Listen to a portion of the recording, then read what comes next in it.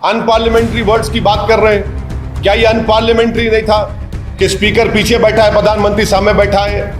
ये डिसेंसी और डेकोरम है कि आप उसी दिन बिल ला लेते हैं, स्पीकर साहब से रिक्वेस्ट कर लेके मना लेते और उसी वक्त आप पास कर लेते, नाम पढ़ सकते, नाम समझ सकते। भाई देश की जनता को हम जवाब दें, अगर कोई बिल लाते, कानून बनाते तो हमको पढ़ने का मौका मिलना चाहिए। अगर मैं कहूंगा कल पार्लियामेंट बहस होगी बेरोजगारी के ऊपर, मैं कहूंगा कि मैं मोदी सरकार पर फूल बरसाकर मारूंगा क्योंकि उन्होंने नौजवानों को बेरोजगार बना दिया, तो क्या फूल को अनपार्लियामेंट्री कर देंगे? अभी संसद में अनपार्लियामेंट्री वर्ड्स के बारे में कहा जा रहा है कि आपसे अब एक बात सुनिए, हम तो जो किताब जिन्होंने छपाया उनसे हम रिक्वेस्ट कर रहे कि भाई प्रोसीजर पे तो बात कर लो, पार्लियामेंट के रूल्स पे तो बात कर लो। बिल आता है सरकार का, एक ही दिन में बिल आता है, मेंबर्स कैसे पढ़ेंगे? और उसको स्टैंडिंग कमेटी रेफर नहीं करते, वो क्या रूल प्रोसीजर में नहीं है? रूल प्रोसीजर के तहत स्टैंडिंग कमेटी, अब स्टैंडिंग कमेटी रेफर नहीं करते। और अनपार्लियामेंट्री वर्ड के दूर की बात, वो अहम नहीं है, कंटेक्स्ट अहम है। कंटेक्स्ट, जो कंटेक्स्ट होगा अहम है। अब कंटेक्स्ट क्या है कि मैं बोलूंगा कि मैं मोदी सरकार पर फूल फेंक के मारूंगा क्योंकि आपने नौजवानों को बेरोजगार बना दिया।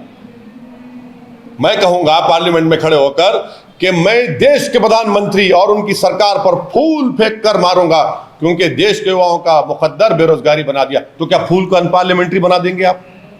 मारूंगा उसके नहीं, फूल अच्छा, फूल बरसा के मारूंगा। और ये कहूंगा कि भाव फूल बरसाओ मोदी सरकार पर कि उन्होंने भारत के नौजवानों को बेरोजगार बना दिया, तो क्या अनपार्लियामेंट्री हो जाएगा? कंटेक्स्ट इंपॉर्टेंट है। ये लफ्ज की बहस में मत जाइए, रूल्स को, प्रोसीजर को फॉलो करने की जरूरत है। अरे भाई बिल आता है, स्टैंडिंग कमेटी नहीं जाता। स्टैंडिंग कमेटी क्यों नहीं जाता भाई? संविधान में जो कॉन्स्टिट्यूशनल वैल्यूज है उस पर काम करिए। मालूम ही नहीं कॉन्स्टिट्यूशनल वैल्यूज, कॉन्स्टिट्यूशनल मोरालिटी, कुछ ही नहीं, कुछ भी नहीं होता उस पर काम। सर डिसेंसी और डेकोरम भी कोई चीज होती है? हाँ बिल्कुल होनी चाहिए। ये डिसेंसी और डेकोरम है कि आप उसी दिन बिल ला लेते हैं, स्पीकर साहब से रिक्वेस्ट कर लेके मना लेते और उसी वक्त आप पास कर लेते, नाम पढ़ सकते, नाम समझ सकते। भाई देश की जनता को हम जवाब दें, अगर कोई बिल लाते, कानून बनाते तो हमको पढ़ने का मौका मिलना चाहिए, स्टैंडिंग कमेटी को जाना चाहिए। लेकिन सर ये तो कितने नहीं, लैंग्वेज इंपॉर्टेंट नहीं है मैडम, कंटेक्स्ट इंपॉर्टेंट है। कंटेक्स्ट इंपॉर्टेंट है। पार्लियामेंट सेशन तो लैंग्वेज आपके हिसाब से पार्लियामेंट में किसी भी तरह से बात कर पार्लियामेंट्री वर्ड्स का यूज नहीं, अनपार्लियामेंट्री देखिए आज के जमाने में होता क्या है कि कोई अनपार्लियामेंट्री वर्ड बोल दिया और माशाल्लाह से ANI उसको लाइव टेलीकास्ट कर दिया, जैसा कि हमारा करते हैं, रिपब्लिक करती है, ABP करता है, हमारे ZTV प्रसाद साहब करते हैं। आप लोग माशाल्लाह हमारे बहुत करीबी दोस्त हैं। लाइव टेलीकास्ट में चला गया, अब बाद में एक्सपंज। अरे एक्सपंज के माने क्या है? इसीलिए कह रहा हूं कंटेक्स्ट इंपॉर्टेंट है।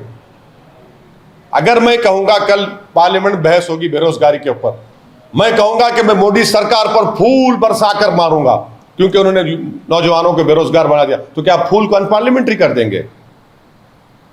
समझिए इंपॉर्टेंट क्या है कि रूल्स एंड प्रोसीजर को आप इंप्रूव करिए, कॉन्स्टिट्यूशनल वैल्यूज, कॉन्स्टिट्यूशनल मोरालिटी को करिए। आप बताइए अब पार्लियामेंट कितने दिन बैठ रहा है भाई? मॉनसून सेशन 18 तारीख से 12 अगस्त तक क्या होगा भाई? उसमें क्या बहस कर पाएंगे हम? जब साल शुरू होगा तो आप एक साल का कैलेंडर बना दीजिए कि इतने दिन बजट सेशन, इतने दिन मॉनसून सेशन, इतने दिन विंटर सेशन होगा। कैलेंडर बनाइए ना, आप नहीं बनाते। आप अनपार्लियामेंट्री वर्ड्स की बात कर रहे हैं।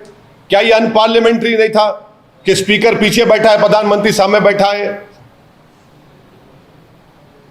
अनपार्लियामेंट्री नहीं था ये? किताब लिखने वालों से पूछ रहा हूं, बताओ, मेरे सवाल का जवाब दो जिन्होंने किताब लिखी। आप ज्ञानी हैं, आप सारे देश में ज्ञान बांट रहे हैं, इतनी मोटी किताब छापे आप। नहीं बोल सकते आप क्योंकि आपको अपनी नौकरी का डर है।